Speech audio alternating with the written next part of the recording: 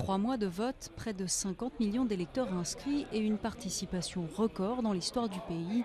Pour leur premier scrutin depuis la chute d'Hosni Moubarak en février 2011, les Égyptiens ont voté massivement.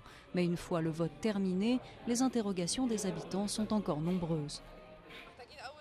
Nous avons besoin que la première session ait lieu. Ensuite, on verra ce qui se passe. Est-ce que ces coalitions vont s'écouter ou est-ce qu'elles vont se battre et ne rien faire? Est-ce qu'il y aura du dialogue et de l'espoir? Si les résultats définitifs ne sont pas encore connus, les grands vainqueurs, eux, le sont déjà. Le parti des frères musulmans et les salafistes rafleraient 65% des voix selon des chiffres provisoires.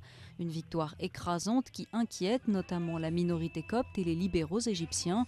Mais pour cet expert, malgré leur large victoire, la tâche des islamistes ne sera pas facile. Il est difficile pour quelques groupes ou institutions que ce soit, peu importe comment il arrive au pouvoir, de changer la société égyptienne. Par exemple, pour imposer le voile, imposer des uniformes, fermer les cafés ou imposer des choses à l'industrie touristique.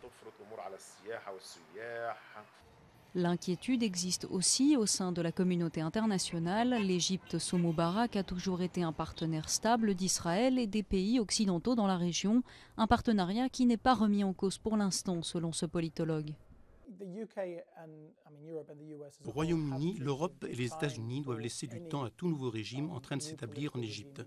Il ne faut pas oublier que nous devons attendre de voir qui sera le candidat pour les élections présidentielles, car dans le passé en tout cas, c'est le président qui était la pierre angulaire de la politique internationale égyptienne. Des élections présidentielles doivent avoir lieu avant le mois de juillet 2012 en Égypte, une échéance très attendue dans ce pays où aucun président n'a été élu démocratiquement depuis 30 ans.